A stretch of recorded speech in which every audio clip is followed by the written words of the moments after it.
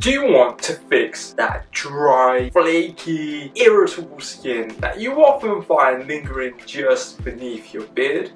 Well, if so, I want you guys to follow these 6 practical steps. Would you think I'm crazy if I told you to only wash your beard with cold water?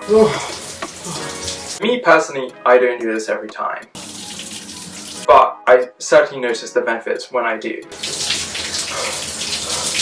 So the benefits of using cold water versus warm water are very much apparent. When you use cold water, you actually retain the oils that your skin naturally produces. Whereas if you use, that's just an absolute tongue twister. I hadn't even realized it until I started making this video. So when you use hot water, warm water, something like that, you actually strip away a lot of those natural oils that your skin produces. And that natural oil is so vitally important to keeping a nice barrier on your skin to protect it from dryness, irritation and damage. But also the roots of your beard hair, they protrude obviously out of your skin through the follicles and things like that. And they get nourished by that natural oil. So you don't want to wipe that away. So use cold water. It's painful, it hurts, especially if you take a cold shower. Did you know that there's so many benefits to taking cold showers? It helps with stress relief, aches in the body, can even help kick off your metabolism, burn off some calories because you start to shiver and that gets the body working. So many good benefits to having a cold shower. So maybe just dive straight in, have a cold shower, or just wash your beard in like your sink, your basin with some cold water and give it a really good scrub. So with tip number 2, you want to actually use a beard specific wash, shampoo, soap, something like that. You do not want to use your typical high street shampoos. I see some articles out there that say maybe you could use your kind of Head and Shoulders, your anti-dandruff shampoos on your beard. My experience, I've tested this sort of stuff, absolutely strips it of pretty much everything, leaves it feeling very coarse and dry and brittle. Whereas if you opt for a beard specific product, typically these products are mainly natural carrier oils, essential oils. These are really good for nourishing the skin, for acting very similar to your natural skin oils, the oils that we spoke about in tip number 1, for example. So I'd always advise going for one of these types of products. If you can, find an all natural one. And ingredients to look out for me, like I like a tea tree oil in my beard washes because tea tree oil is proven to fight off that sort of fungus and bacteria that can actually sit and fester on the skin under the beard depending on the conditions and the environment. So it has those very nice properties to it, as do a bunch of other essential oils and carrier oils. Tip number 3 is to always exfoliate that beard hair and your skin. What does exfoliation mean? Well, it means getting into the skin and ridding the skin of its dead skin cells, any dirt, grime. So typically you can do this just using these bad boys right here. You can get your fingertips into the beard, give it like almost a gentle massage, but you want to put some pressure on the skin. You don't want to do it so hard that you're ripping your good skin off or irritating it or scratching it, but just enough pressure, enough firmness to know that you're getting through the beard hair to that skin and you're stimulating it. Tip number 4 is to always make sure you fully dry your beard, and I imagine that so many of you fall foul of this. I imagine so many of you just simply towel dry the beard, don't dry it at all and just let nature dry it. You go out on a windy day and let that long beard flow.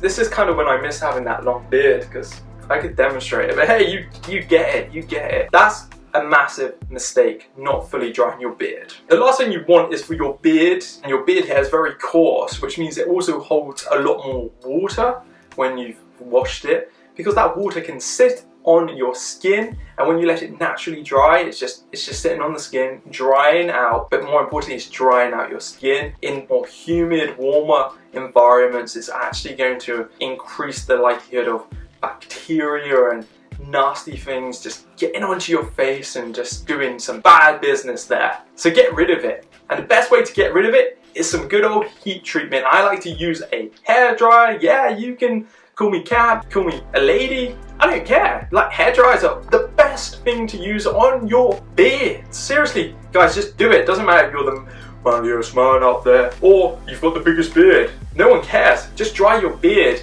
and you're going to see massive results. Make sure all the hair is dry, but more importantly, it's the skin you really want to focus on. So focus on this area of your beard, make sure it's dry. I'd always start off with the warm setting, whack it onto the cold setting. In the patches where if it was really cold, that's typically where it's really wet. Whack the warm setting back on, jobs are good and you're done. Beard perfectly dry, skin dry. You're doing everything right now.